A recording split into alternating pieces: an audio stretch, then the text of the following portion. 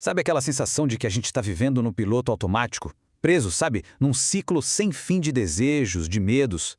Pois é, hoje nós vamos mergulhar fundo numa ciência ancestral que promete exatamente a chave para a liberdade de verdade.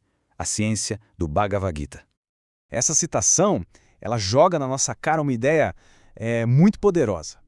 E se essa realidade toda que a gente conhece, com todas as lutas, as alegrias, e se tudo isso for só um sonho? O mestre iluminado afirma que sim, e mais, que é totalmente possível despertar desse sonho. E olha, esse sono não é um estado passivo não, pelo contrário, é na verdade um verdadeiro campo de batalha interno. Uma luta, sabe, constante, que todos nós, sem exceção, travamos. Exatamente como o herói Arjuna lá no comecinho do Gita. A Batalha de Arjuna. Isso não é só uma lenda, uma história antiga. É um espelho das nossas próprias guerras internas. A dúvida, o medo, o apego. Fala sério, quem é que nunca se sentiu paralisado nesse mesmíssimo campo de batalha? Mas o que alimenta essa guerra toda? São forças, e forças muito poderosas. Pensa bem, o medo de perder e a ganância de querer sempre mais. Isso gera aquela ansiedade no trabalho, sabe? A busca sem fim por prazer, tipo a validação nas redes sociais, que nunca preenche de verdade, só deixa um gostinho de quero mais. E claro, a fuga da dor, que nos torna prisioneiros. No fim, são as correntes invisíveis do apego que nos deixam, bem, acorrentados ao sofrimento. Mas a boa notícia é que o Gita não para só no diagnóstico do problema, não. Ele vai além. Ele nos oferece um mapa, uma ciência interior, sabe, precisa e poderosa para a gente conseguir navegar nesse campo de batalha e finalmente encontrar o caminho do despertar.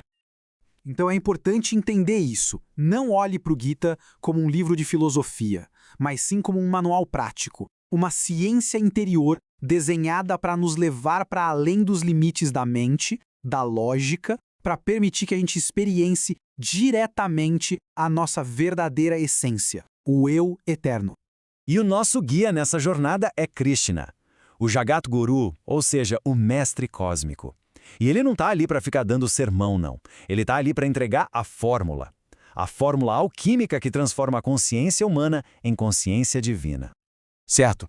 O primeiro passo nessa ciência interior, já aviso, envolve uma revolução completa. Uma revolução na maneira como a gente enxerga nossas ações, nosso propósito de vida. Então, se prepare para questionar absolutamente tudo que ensinaram sobre sucesso e realização. Olha só que interessante. De um lado, a gente tem um modelo que a maioria das pessoas segue. A vida como uma corrida, sabe? Sempre correndo atrás da próxima meta, do próximo resultado. E o que isso gera? Ansiedade. Faz a gente perder o agora.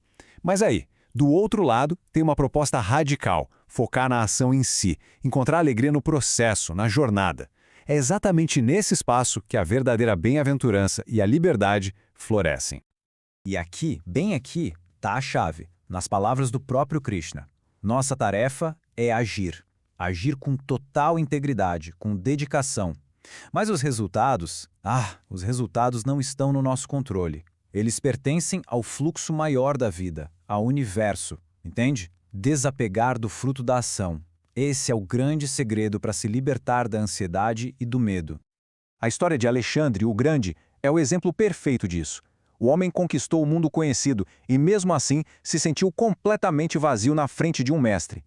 Isso mostra que todas as conquistas do mundo não valem nada sem a sabedoria interior, sem a conquista do próprio eu. Tudo bem, mesmo que a gente comece a agir sem apego aos resultados, ainda tem um obstáculo. E talvez seja o maior de todos, a nossa própria mente. Vamos agora entender por que ela é, na verdade, a fonte de todo o nosso sofrimento. Desde pequenos, somos ensinados a confiar na mente, a usar ela como nosso principal guia, certo? Só que a ciência interior vem e faz uma pergunta bem desconcertante. E se a nossa mente for, na verdade, a nossa maior inimiga? A verdade é que a mente é uma máquina de criar descontentamento. É simples assim. Se está calor, ela reclama e pede frio. Se está frio, ela quer calor. Ela está sempre focada no que falta. E isso garante uma coisa, que a gente nunca esteja em paz. E aí vem a armadilha.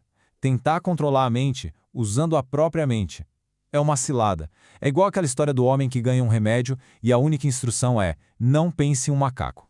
Adivinha? A partir daquele segundo, a única coisa que ele consegue pensar é no macaco. A luta só dá mais força àquilo que a gente tenta reprimir. Então, se lutar não adianta, o que a gente faz? A resposta é a arte de testemunhar. Imagina só, por um momento, que o seu verdadeiro eu é como um céu. Um céu imenso, claro, que nunca muda. Agora, olha para os seus pensamentos, suas emoções, seus medos. Eles são como nuvens. Nuvens que só estão de passagem. Elas vêm, elas vão, podem até escurecer o céu por um tempo, mas elas nunca, jamais conseguem manchar a essência do céu. A prática é essa, é simples. Apenas observe. Seja o céu e não a nuvem. E quando a gente aprende a agir sem apego e a testemunhar a mente, nós nos preparamos para a realização mais profunda, mais transformadora que essa ciência pode oferecer. A verdade sobre quem nós realmente somos. É aqui que está a raiz de todo o sofrimento humano. A crença de que somos um eu separado. Essa identidade que a gente constrói com tanto esforço, que a gente defende, essa sensação de ser uma gota sozinha no meio do oceano. Essa é a grande ilusão.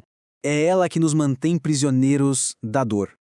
E esse é o grande segredo que Krishna revela. Quando ele diz, eu sou Deus, não é arrogância. De jeito nenhum. Ele está se tornando um espelho perfeito. Ele manifesta a divindade dele para que cada um de nós possa reconhecer essa mesmíssima divindade dentro de si. Porque, no nível mais fundamental da realidade, não existe eu e outro. Só existe um.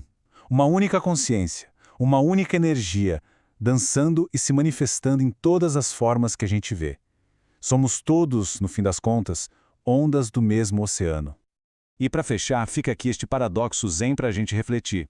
Ele nos deixa com a pergunta fundamental. Afinal, qual é a verdadeira natureza da nossa realidade, da nossa consciência? A resposta para isso não vai estar em um livro. Ela está na experiência direta dessa ciência interior.